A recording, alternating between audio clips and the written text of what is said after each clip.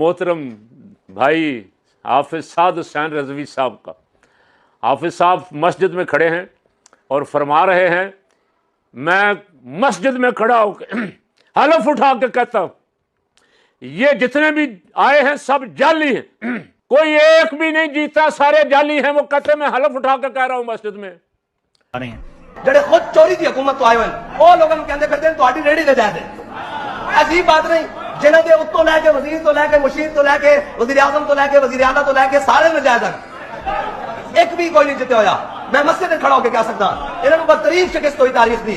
तो हाफिज साहब फकीर का सवाल ये है, आप तो दीन वाले हैं, जालसाजी के खिलाफ मैदान में क्यों नहीं निकले? आप चुप करके क्यों बैठे हुए? आपको तो 9 फरवरी को निकलना चाहिए था। मैंने अर्ज किया था पहले भी, दीन अगर तख्त पे लाना है तो फिर जालसाजी के खिलाफ तो निकलना पड़ेगा ना। आप खुद मस्जिद में खड़े होकर फरमा रहे हैं कि मैं हलफ उठा के कहता हूँ ये सारा कुछ सिस्टम निज़ाम और ये सारे जितने जीते हुए हैं बिठाए हुए ये जाली है। आप सही कह रहे हैं, आप बिल्कुल 100% हक कह रहे हैं, सच कह रहे हैं।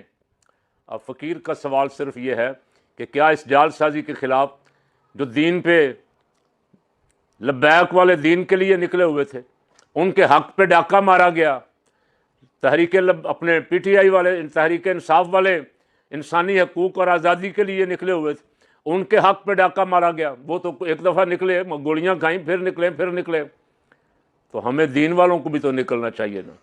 हम जब मानते हैं, हम कहते हैं ये सारा कुछ जाली है, तो इस जालसाजी के निज़ाम के ख़िलाफ़ हाफिज साहब कोई प्रोग्राम बनाएं, अपनी शूरा में बैठें और थोड़ा सा शूरा को हरकत दें।